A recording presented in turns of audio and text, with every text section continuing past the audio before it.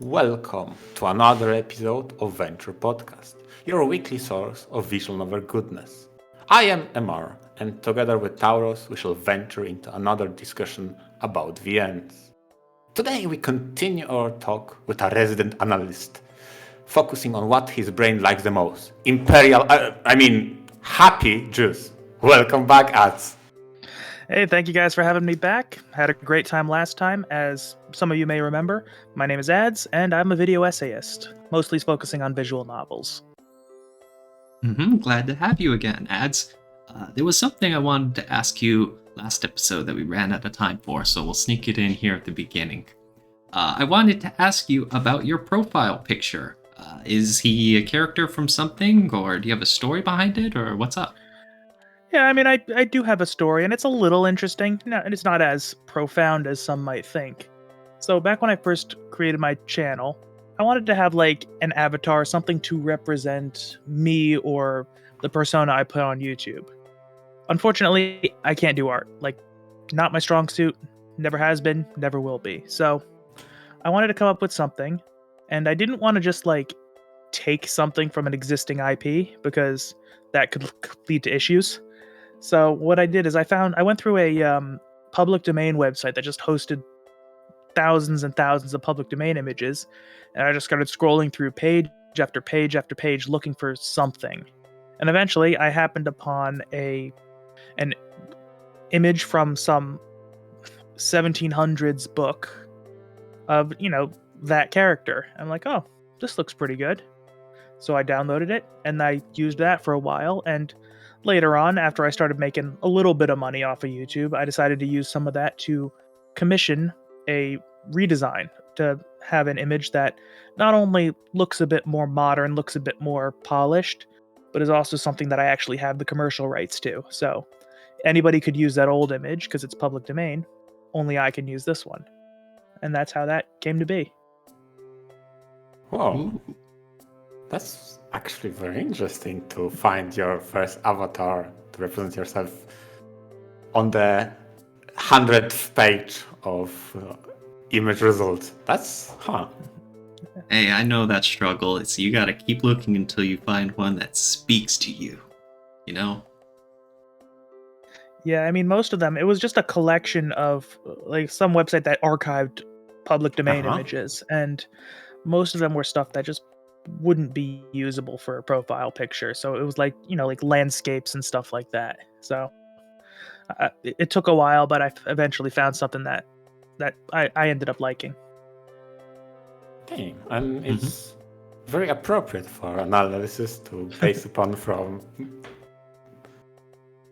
some writer or something like that. I kind of dig it. Okay, I see.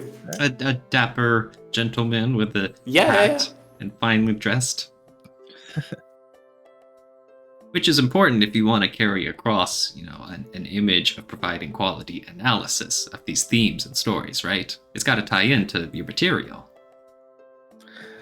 Yeah, of course. Although I imagine it makes a bit of a shock when they see me reviewing something like Rants. That's true. There is a clash of sorts. Or if you review something like Sayana Uta, right? Yeah. Speaking of which, let's go back to the analyzing. And I picked for the construction of how you structure videos, Sayana Uta.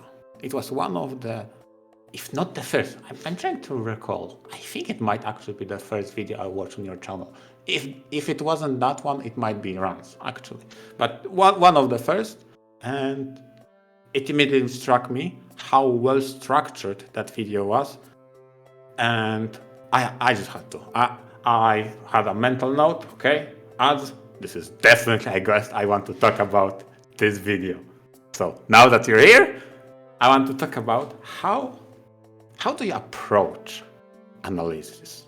You mentioned in a previous episode what constitutes an essay, but how do you approach analysis? Do you go ahead planning to analyze a title, or retroactively after finishing it, you think, okay, that would be a great material, or maybe during the reading itself, you take notes and think to yourself, oh, that would make a good talking point?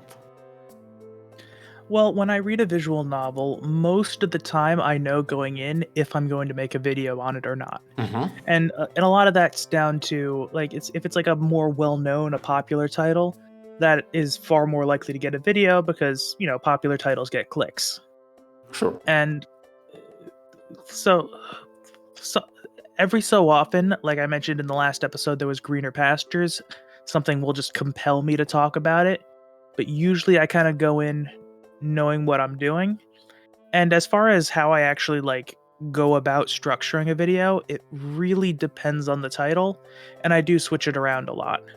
Although I will say I loosely base a lot of my not super long content, like the stuff that's around 20 minutes long. I usually base that on kind of the same thing I did with the Sayano Uta video. I mean, you split it in parts.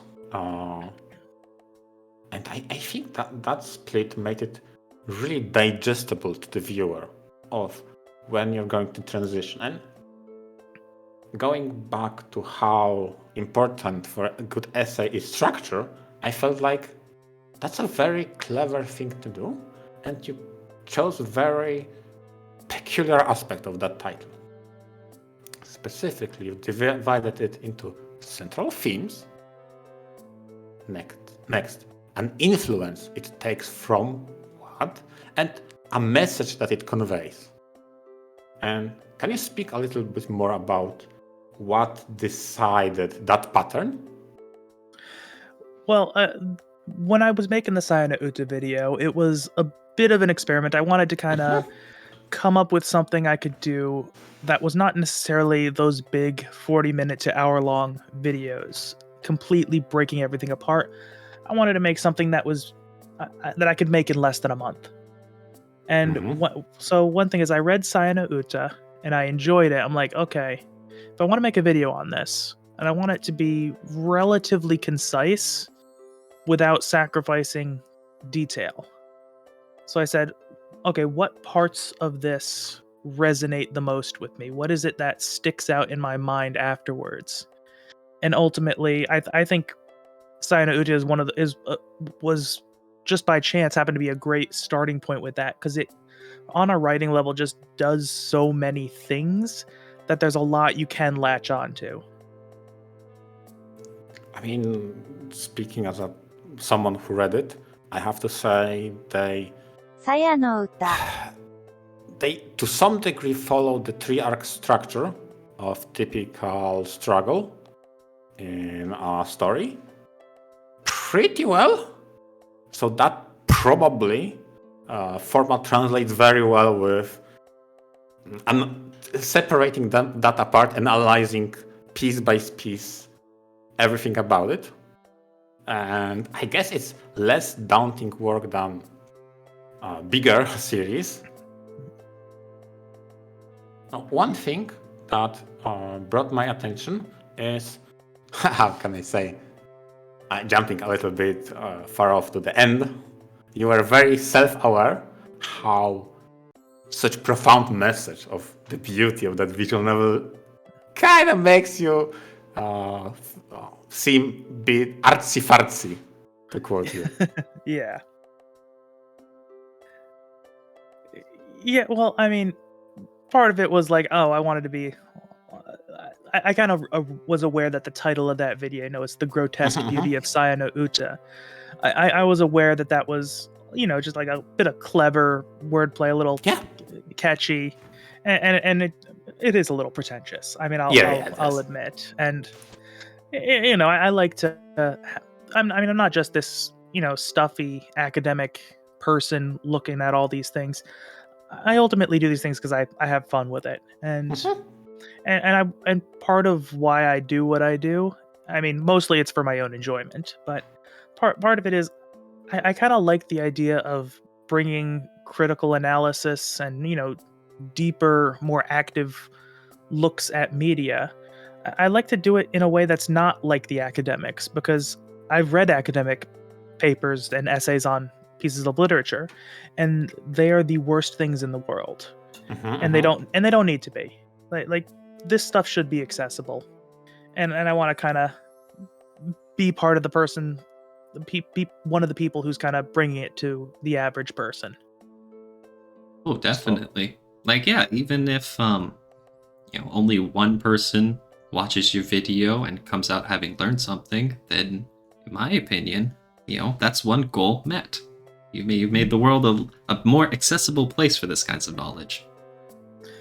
Yeah, I mean, because again, I once took a Shakespeare course, and one of the essays we had to read was titled "In Search of the Bare Spatiotemporal Form and the Heterogeneity of Economies in a Winter's Tale."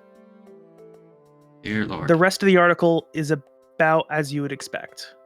So I want to kind of steer away from that. Mm-hmm. And do you think that you accomplished that with your Sayana Uta video? With Sayana Uta video, like, not to toot my own horn, but I do think that is one of my best videos.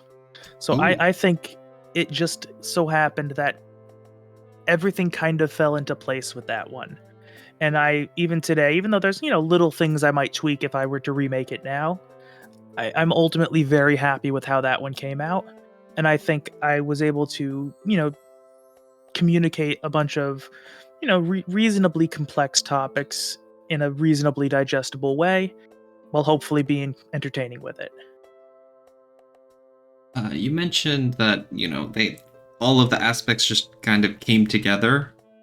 Well, if you can, without going into spoilers, what made you say that? Were there certain connections that really helped the flow of the video or something? Yeah, part of it. I also think I happened to pick up on what Sayana Uta was doing, like what the writer was going for. I was able to pick up on that relatively easily, and from there, like that, once you get what a story is going for, it makes the rest of the analysis process much easier, because you kind of have a lens and a framework with which to view it. So, like, it had some very clear influences, and I don't know if you want me to discuss those yet, but it was influenced by a writer that I am also familiar with. And also it had some very striking symbolism when it came to good and evil and beauty versus ugliness, that once I got that, it was pretty easy to figure it out. That's good. And also, just because a message or a story's theme is simple to figure out doesn't make it bad or, simplistic, or that's the idea that, people have, that the more complex art is, the more beautiful it is, which isn't always true. You can have a straightforward and easy to understand message, and it could still be a fantastic work of art, because it's all too common where something is needlessly complex and you just completely lose track of what the author is intending for, And I would add to that also, while it's pretty easy to follow through on the Sayana Uta, that does not disqualify it from having deeper themes that you analyzed with your video. And I think it comes to a skill and probably approach in a way, both from this video and other titles you talked about or made essays of. You don't tend to take VNs at face value, do you?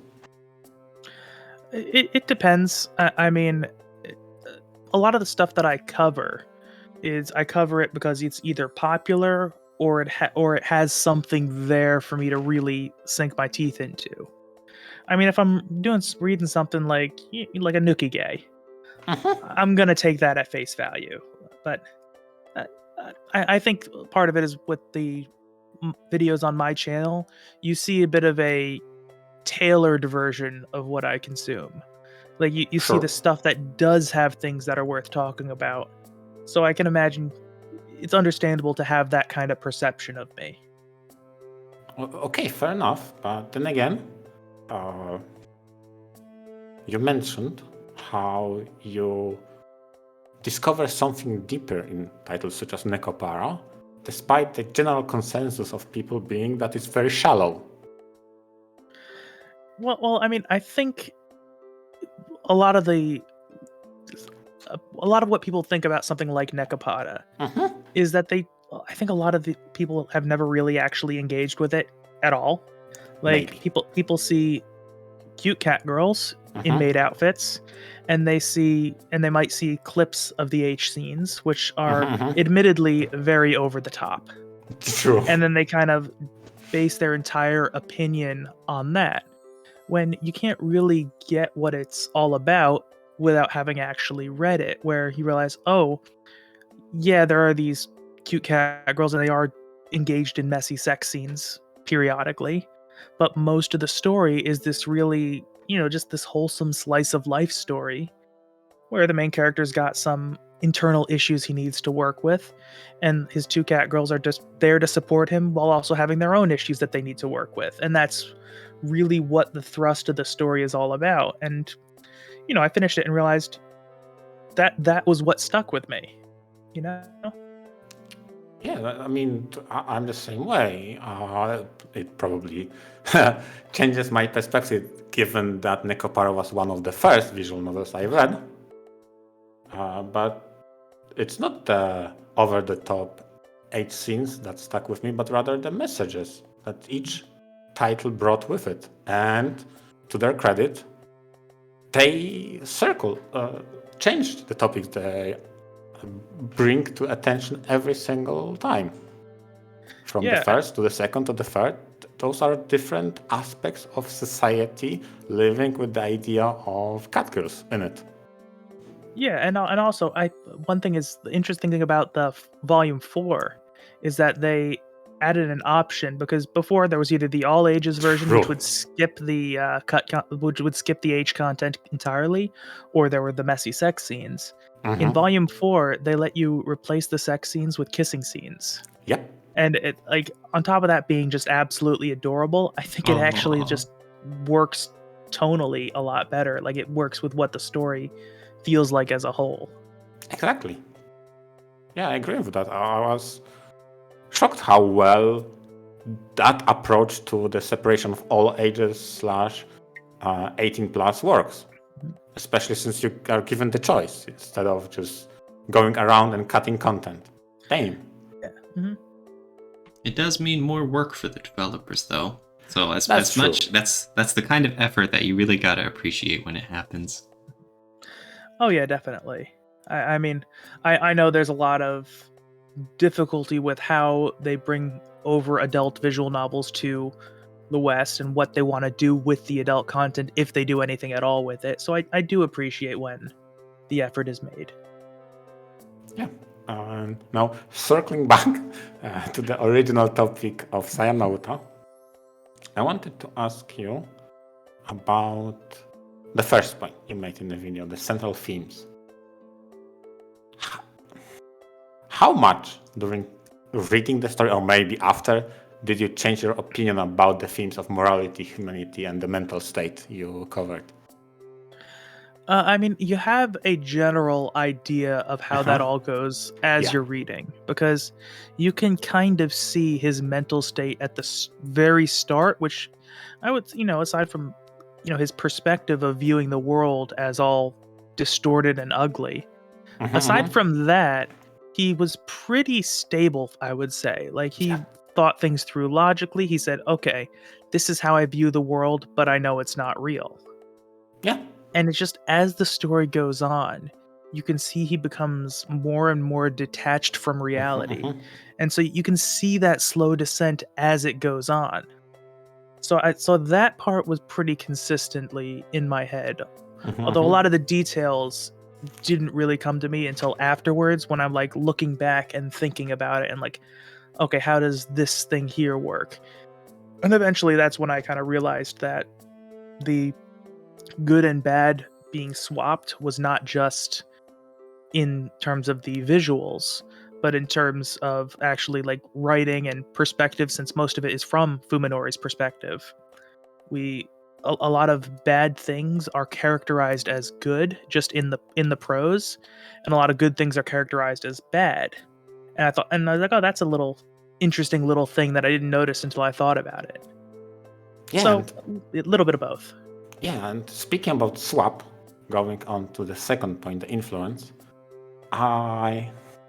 this was something that you made me realize I subconsciously know, but you verbalize it in a very, very nice way, that the story of Sayonauta is a swap of traditional story made from that author in that series of books.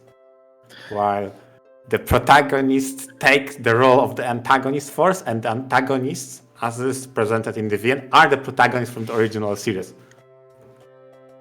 Yeah, it's one of those things you can see. Like, it's one of those. I think you can enjoy Sayonauta even if you're not a fan of. I don't know. Should I even say it? I guess at this point you can. Okay, so Sayonauta is very clearly inspired by Lovecraft, and not just in the cosmic entity sense. There's just in how everything is structured, how everything works. It's a story clearly written by a fan of Lovecraft and not just his influence. So, like one thing is you can see that the antagonists of Sayonauta, essentially, like if you combine them together, they are the typical Lovecraftian protagonist. Yeah. You know, the person who is a scholar obsessively studying the villain of the story and trying to do everything investigating they the can. abnormal.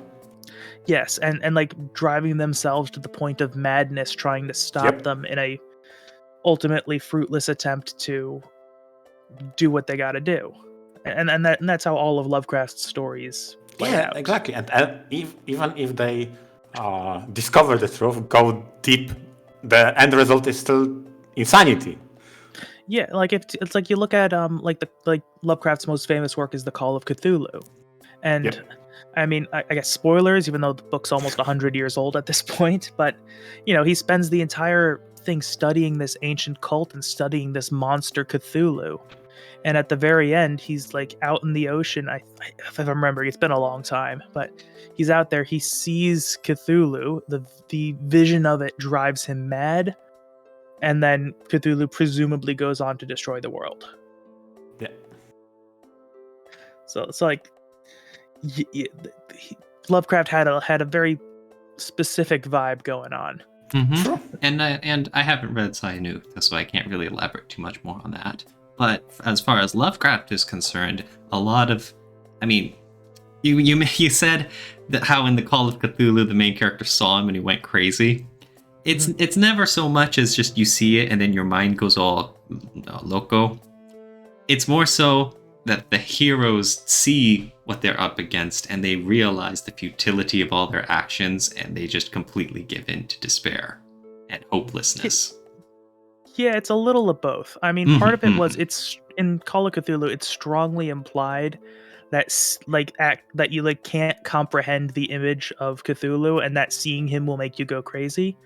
But also, Lovecraftian protagonists have this obsession with whatever villain they're up against, and they do drive themselves to insanity, and eventually they realize that there is no hope, because in Lovecraft works, there never is any hope. There is never a chance of actually beating the monster. And they do kind of fall into despair, but they're also still so hopelessly obsessed that they continue on this futile path. I mean, it's the central tragic, right, of those stories. Oh, yeah.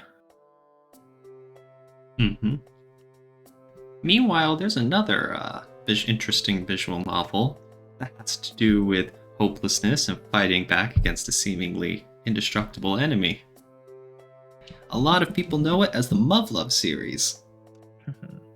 And I think that would be a pretty good way for us to transition into us asking you what your thoughts are about your analysis of the Muv-Luv series as a whole. Because, you know, you definitely have a video, Adze, where you praise Muv-Luv as being a masterpiece, right? Yes. I mean, I still stand by that. Muv-Luv is one of my favorite franchises to this day.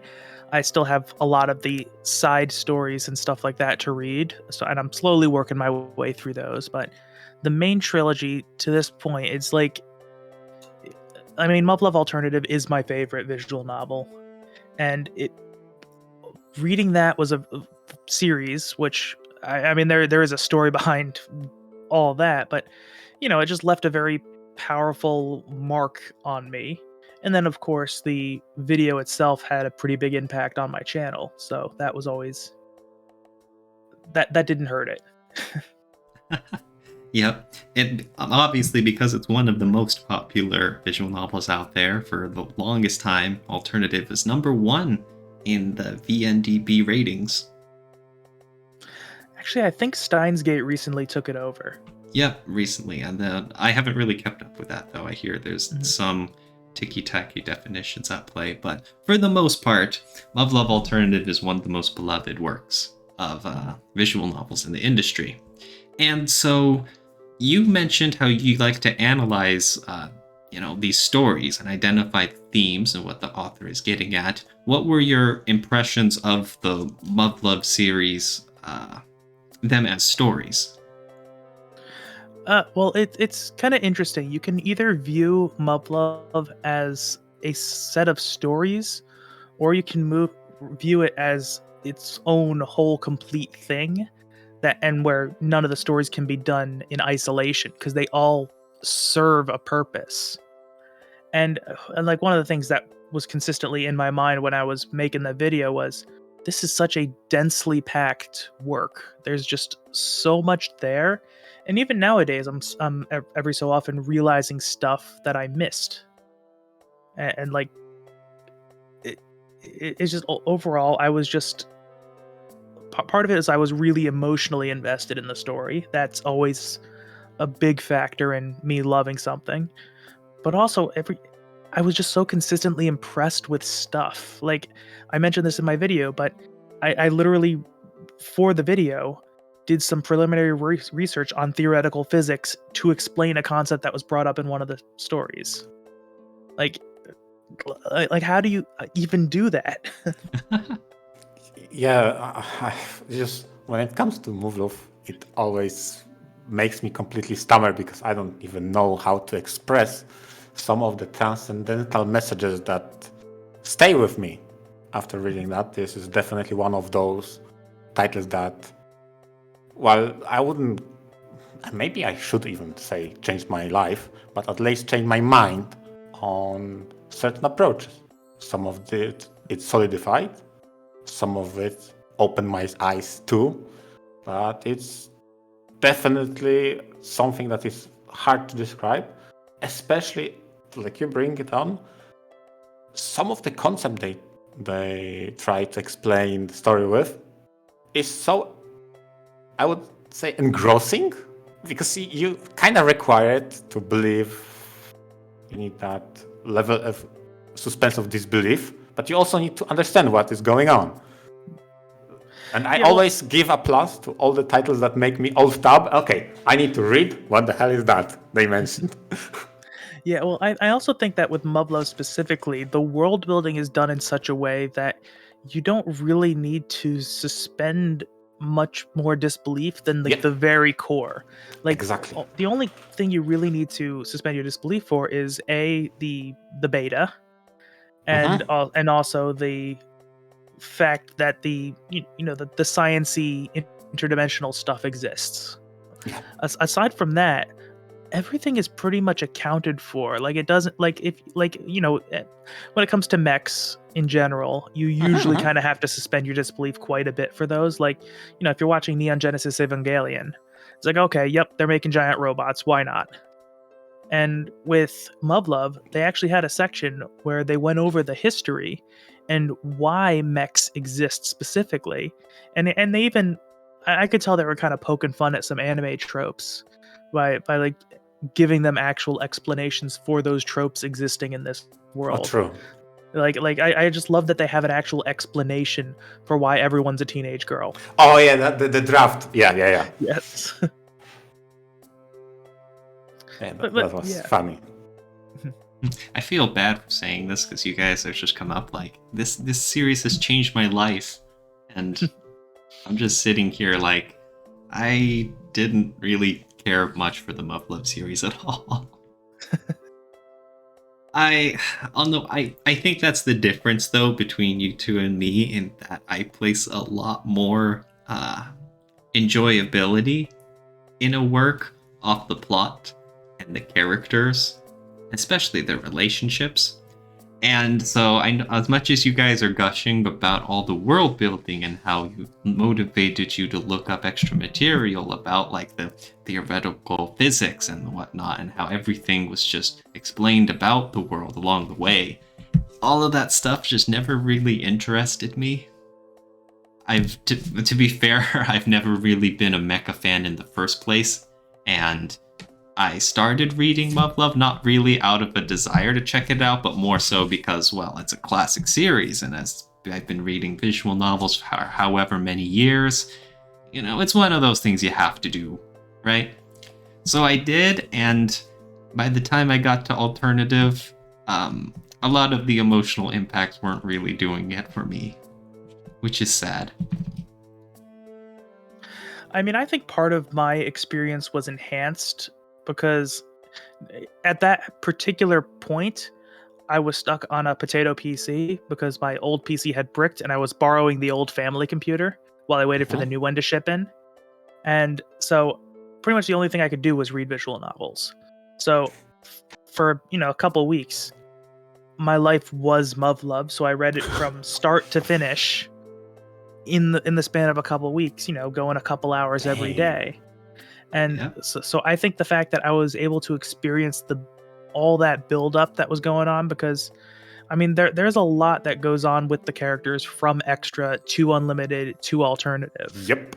And I would imagine that like normally I would take a break in between installments. Like if I finished unlimited, now I would probably take a bit of a break before I read alternative, and I feel like that would actually like be a little bit worse, even though I imagine that's how most people are.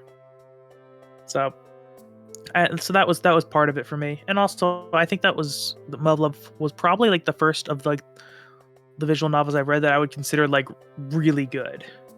So the fact that it was like the first one to really like blow me away, I think was pretty huge.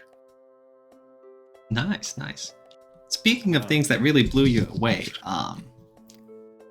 one last thing before we wrap things up is I wanted to talk to you about the whole topic of recommendations. Obviously, if you give a recommendation, it has to be for the person who's receiving it. So, of course, there's a lot of thought that goes into that. You have to know them well, right? What are some titles you would recommend in a few situations? Like your favorite that anyone could enjoy? Maybe some things that, I don't know, MR or I would enjoy. I don't know. For as you said, it definitely matters what the audience is and what they're looking for, and what just clicks with them.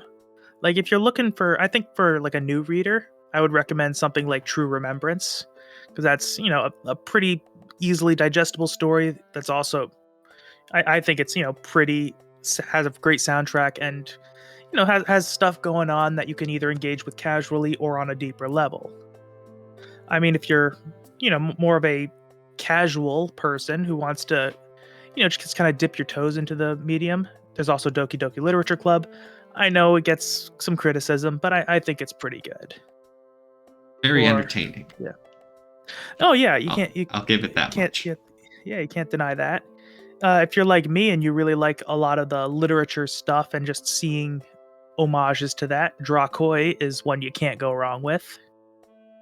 And if you like really dark stuff that uses dark topics to explore deeper ideas, Euphoria is unironically fantastic.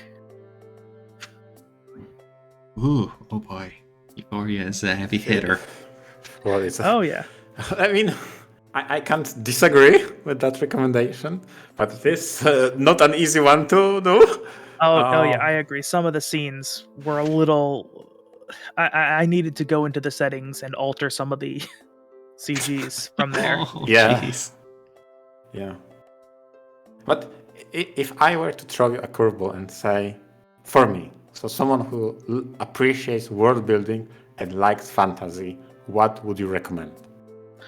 Oh, that's hard. I haven't actually read all that much in terms of fantasy, at least with visual novels. Sure.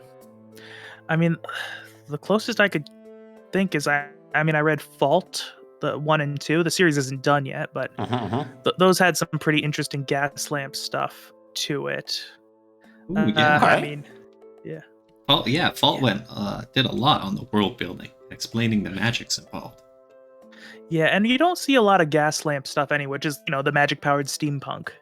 You don't see that very often, which I appreciated. Okay, that sounds interesting. Mhm. Now it goes to my ever-growing backlog of titles to read. Yeah, I feel that. You should see my visual novel folder. It's like actually about 200 gigabytes, and a lot of Oh that my is God. zip files. Oh, jeez, that's crazy. But that's how Yeah. everyone's backlog is.